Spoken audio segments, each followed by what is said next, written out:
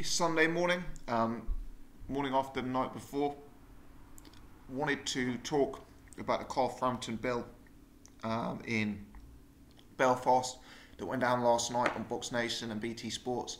I did watch live, couldn't get round to doing a post-fight reaction last night, but wanted to get a few thoughts down this morning. We'll start with the main event, Carl Frampton versus Horatio Garcia over 10 rounds. First and foremost, first thing I've got to say, very good fight, real entertaining fight. I enjoyed it. It was a fight of two halves, or perhaps more worryingly from a Carl Frampton perspective, it was a fight of two halves, but the two halves were 3 rounds and 7 rounds, because the first 3 rounds Carl Frampton came out and he looked frankly sublime. He was judging the reins spectacularly against Horatio Garcia immediately. He was outmaneuvering him, he was out jabbing him, and he was landing some truly spectacular punches from the first minute of the first round. You see Frampton throwing straight combinations that are, snapping Horatio Garcia's head back, left, right, and centre. At one point, Frampton, he kind of dips low, into a sort of crouching position, and then explodes up with a lead left hook that catches Garcia bang on the chin, as Jim Watt would say. First 3 rounds, I was mightily impressed. I was sitting there thinking, wow, Carl Frampton is back, and based on this, he is going to be a hell of a test for any fighter at featherweight or the surrounding divisions.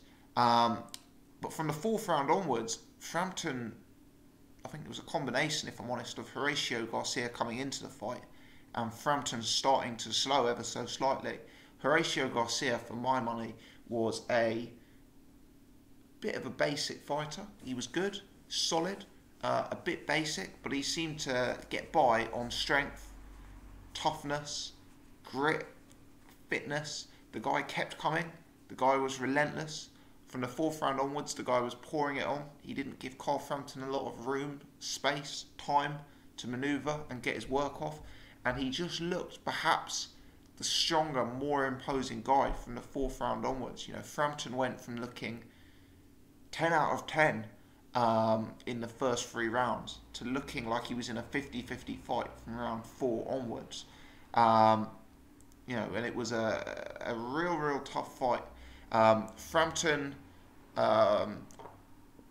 was adjudged to have been knocked down in the 7th round.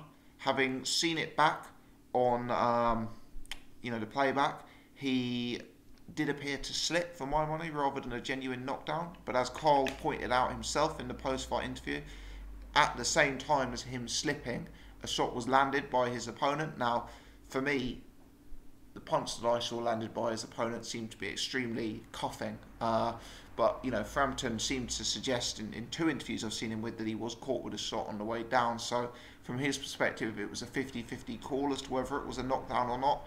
My initial instinct was maybe it was harsh to call it a knockdown, but Frampton seemed a bit more forgiving than I did. And funnily enough, I scored Garcia the 4th round, I scored Garcia the 6th round, I scored him a 10-8 in the 7th round. And going into 8 rounds, I actually had the fight even. I had the fight right even, and I thought Horatio Garcia was coming on by far the stronger of the two.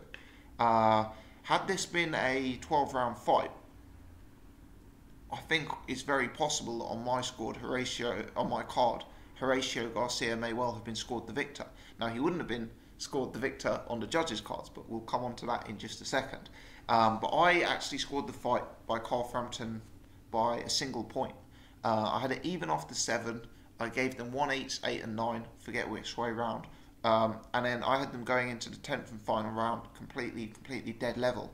And I thought Carl Frampton produced a champion's effort in the last round. He was able to dig deep, he was able to suck it up, and he was kind of able to leave it all in the ring by re-establishing some of the quality of work he'd thrown in the first 3 rounds. And when he was able to do that, you could see there was a gap in levels between the 2 operators in the ring. So I did give Carl Frampton the fight.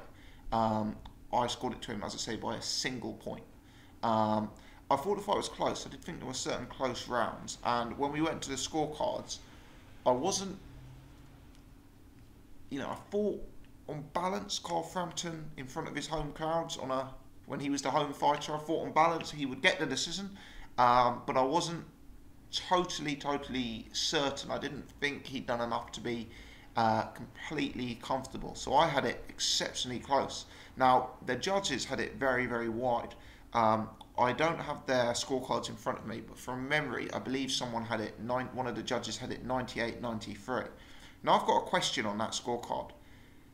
If we acknowledge that Carl Frampton lost one round 10-8, the 7th round, and a judge had it 98-93, I mean, my maths isn't great. Does that mean that judge scored Carl Frampton 10 points in every other round, potentially with a few even rounds?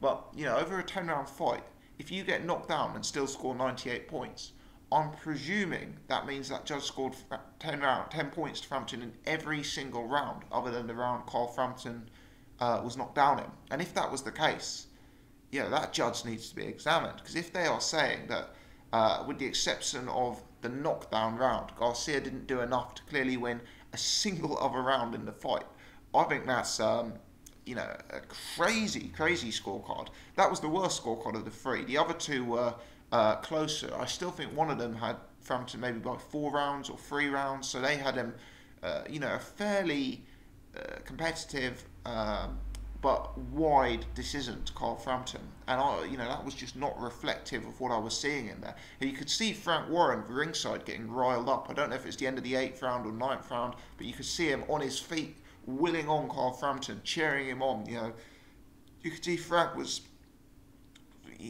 reading Frank's body language and reading the way he was acting. I got the impression that Frank thought it was a close fight that could go either way, and that his charge needed to bring out a whole nother level. You didn't get the impression looking at that he was confident that Frampton was cruising to a points decision where one judge scored him 10 points in every single round other than the round he was knocked down in.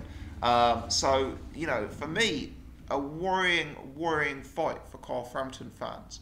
As I say, had this been over 12 rounds, Frampton was able to, rouse a champion's effort in round 10. But had this been over 12 rounds and Garcia had another 2 rounds to continue pouring it on Carl Frampton, I cannot be certain that on my scorecard Frampton would have actually emerged victorious. Now, as I say, he won so wide on the main judges' scorecards that it's very likely, had it been over 12 rounds or had it even been over 15 rounds, unless he'd been knocked out, he probably would have won. But there you go.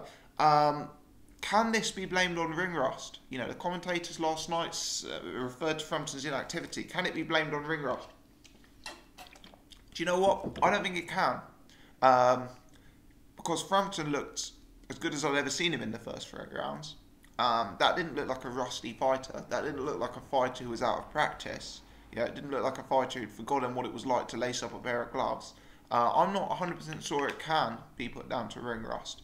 One thing I did notice is Frampton using a hell of a lot of energy in the early rounds, quite like almost like a George Groves type fighter, and I guess he has been training with George Groves. But lots of lateral movement, lots of power punches, lots of really explosive work where he's putting everything behind his shots.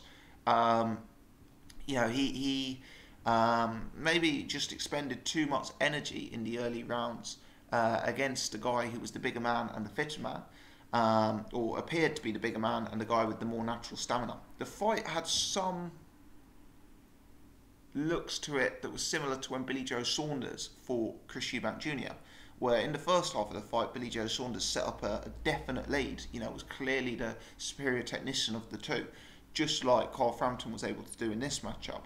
But the bigger, fitter, stronger man was able to come into the fight and make it very close in the second half by sort of determination, heart, will to win, size, those sort of factors. And size, I think, is a very important thing to mention in this fight. I thought Frampton looked small compared to Horacio Garcia.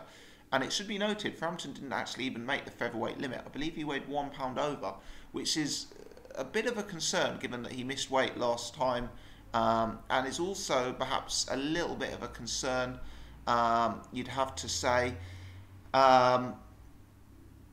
given how small Frampton is at the weight. You know, I didn't even think Frampton was a particularly big super bantamweight. I remember back to the Scott Quigg fight and thinking Scott Quigg was a noticeably bigger man than him. And at the time, Leo Santa Cruz was active in that super bantamweight division, and thinking, wow, Leo Santa Cruz is a notably bigger man than Carl Frampton. You know, he stepped up in weight here to featherweight. He's fought a guy, Horatio Garcia, who has been active in the lower weight class himself. You know, Horatio Garcia has been active super bantamweight, and I thought Horatio Garcia was notably bigger than Frampton. You know, so you're fighting bigger men. Frampton considers himself a puncher, and to be honest, he fights like a puncher. You know, he loads up on shots. There's a lot of power punches thrown, very explosive. You know, he fights like a real puncher. But I just wonder at featherweight if the punching power is actually still there. You know, I wonder if it's somewhat started to leave his game a bit, actually. You just kind of get the impression that maybe he's got that power more at super bantamweight than at featherweight, because he was landing in those early rounds everything but the kitchen sink on Horatio Garcia's chin. You know, he was landing perfect punches over and over and over again on Horatio Garcia. And it's not that I didn't see Horatio Garcia knocked out, because I know he's a tough guy who's never been stopped before, but I didn't even really see him deterred or wobbled. So, yeah, for me, these are concerns about Carl Frampton. He maybe isn't a guy with the most natural stamina over 12 rounds. We've seen him fade before in fights. You know, the Scott Quigg fight wasn't completely dissimilar. He set up a very easy early lead over Scott Quigg, and then it became a close fight in the second half. The Scott Quigg rallied and pushed the pace on him. So, yeah, if Carl Frampton is having to cut a lot of weight to make featherweight, if he's fighting naturally bigger guys at featherweight who are going to take his power and put the pressure on him more, and if he's being so explosive and wasting so much energy in the early rounds, then it really is going to be to his detriment. And as I say, I had this very close fight against an opponent who was respectable, commendable, but somewhat basic. But had it been over 12 rounds, I could have seen it being a very, very difficult night for Carl Frampton. I really could. Yeah, I don't want to necessarily styles make fights, but do you honestly think this guy would have given Lee Selby those problems? Do you honestly think this guy would have given Gary Russell Jr. these type of problems? I'm not so sure. Look, maybe Carl, he has been inactive.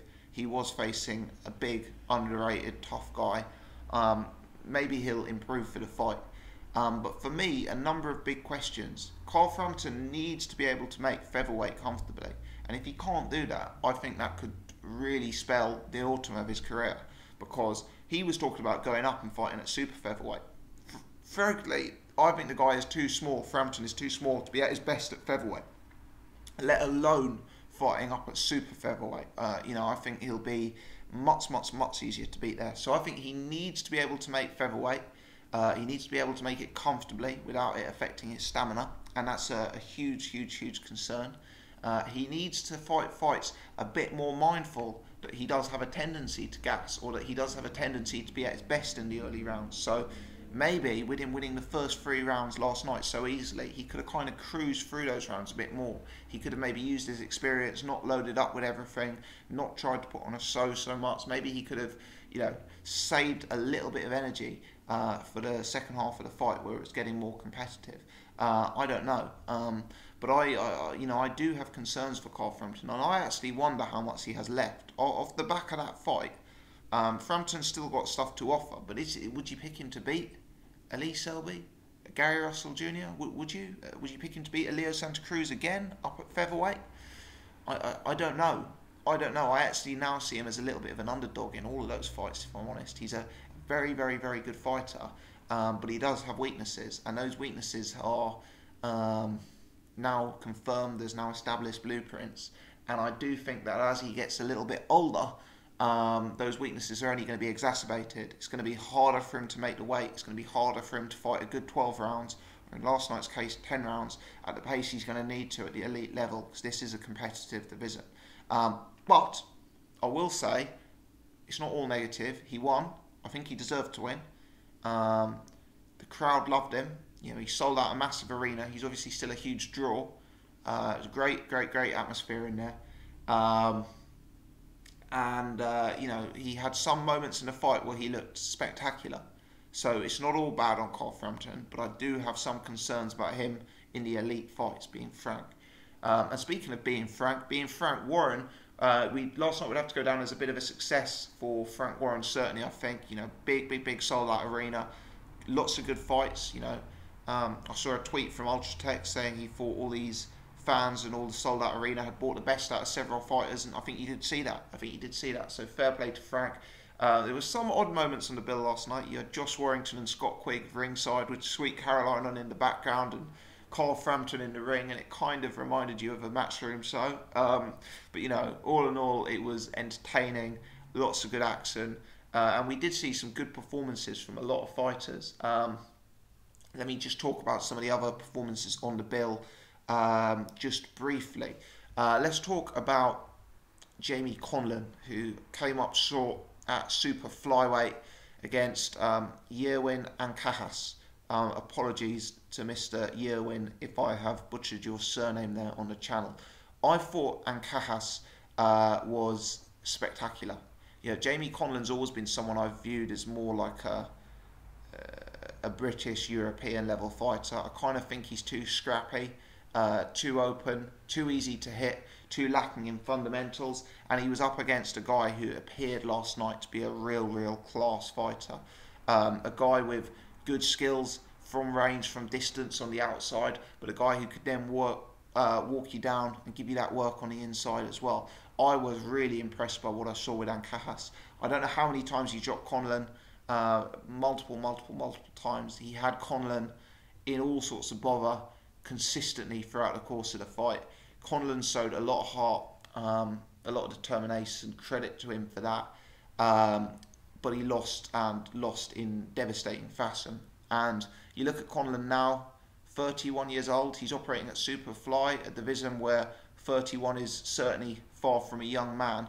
You kind of wonder if that may spell the end of his world title ambitions at this stage. Perhaps he can come back, he's an entertaining fighter, he's always in good fights. Perhaps he can come back and be involved in good fights more. Undercard fights, domestic fights, that sort of thing. I don't know. It depends what his desire is left in the game. Ancajas, I believe he's working with Manny Pacquiao. Very exciting talent. I must say I've been someone who's kind of come on to this flyweight, super flyweight division more so in the last year as it's received more television attention. For my money, this guy is near the pick of the bunch, actually.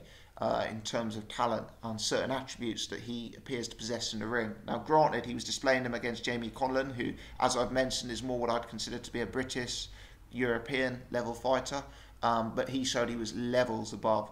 So I was just looking at Boxer. Boxer have him at number 7 in the world, behind the likes of Quadras, Estrada, Chocolatito, our very own Caliafai, Rung Vasai, Nao Anoi. Lots of top quality names there in the super flyweight division. But let me say, I wouldn't bet against this Ancajas against the majority of those. Based on what I saw last night, he's a very exciting name to throw into the mix. And if he fought Caliafai, for example, I would not for 1 second be confident that would be easy work for Caliafai. Let me put it that way. I was really impressed. And if you like that division and like it, I recommend checking that fight out if you can, because I thought it was. I thought he was pretty devastating in there. Finally, just a quick word on Zolani Tete. Can't say too much about the Tete fight because he won in 6 seconds or something, dropping his opponent with a hook and icing him immediately. Quite a nasty knockout. Initially, afterwards, the guy stayed down for a long time and slightly worrying scenes. Adam Booth was ringside, scouting Zolani Tete for a future unification fight against Ryan Burnett. Let's see if that fight gets made. Look, we didn't learn too much from Tete last night because you can't learn too much from a 6-second fight. We know he has power. We've already seen what he did to Paul Butler in their fight. We know he's a supreme technician. What's interested me is that when I was on Twitter last night, a lot of people on my Twitter feed genuinely were picking Ryan Burnett to beat Zolani Tete. I find that very hard to envisage, I must admit. Ryan Burnett is a good young fighter. He's improved a lot. But actually, if you look at Ryan Burnett and what he's kind of achieved in his career, if you look at the wins he's had, Lee Haskins, Zanat Zakyanov, Ryan Farag. I don't actually see these guys on the same level as Zolani Tete. In fact, I think we're talking very much different leagues. I think Zolani Tete would probably beat Ryan Burnett fairly handily. But having expressed those views on Twitter last night, it appears that may not be the consensus opinion out there. So, I'm not so sure. But Zolani Tete, certainly, I'm loving what Frank Warren's doing with him. I love the way Frank Warren's built him to the UK fans. I consider myself a Zolani Tete fan now, and he's someone I find genuinely very, very, very exciting to watch. He is 29 now, Tete. 29 is not too old, don't get me wrong, but we've been talking about Jamie Conlan being a little bit over the hill, maybe at 31. Zolani Tete at bantamweight at 29. You'd want his big fights to come in 2018. You'd want to see him against a Burnett or whoever else it's going to be next year. You wouldn't want him sitting around having another 3 or 4 tickovers. Let's put it that way. You want to see some movement in an upwards trajectory in his career at this stage. But I love watching Zolani Tete. Fair play to Warren for getting him on the bill. And maybe if Rigondeaux loses to Lomachenko, that's a fight they can get on. Tete Rigondeaux, that's certainly one that I'd like to see and that we've discussed here on the channel before. But yeah, all in all, good show last night. You also had John O'Carroll winning well. Good show. Credit to Frank. The fans seemed to enjoy themselves. The main event was great to watch. There were spectacular world-level performances from Zolani Tete and Yerwin Ancajas. They put on dazzling displays, and Frampton was involved in a great fight.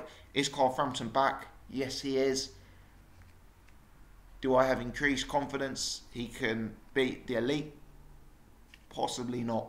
Few holes starting to appear for me. Let me know your thoughts, guys. How did you rate Frampton? How did you rate the bill? Whose performance were you most impressed by? Drop us a comment in the section below. If you've enjoyed this, please hit the thumbs up. If you're new to the channel, you haven't done so before, please subscribe. You can also give us a follow on Twitter @BoxingGossip. As always, many thanks for tuning in.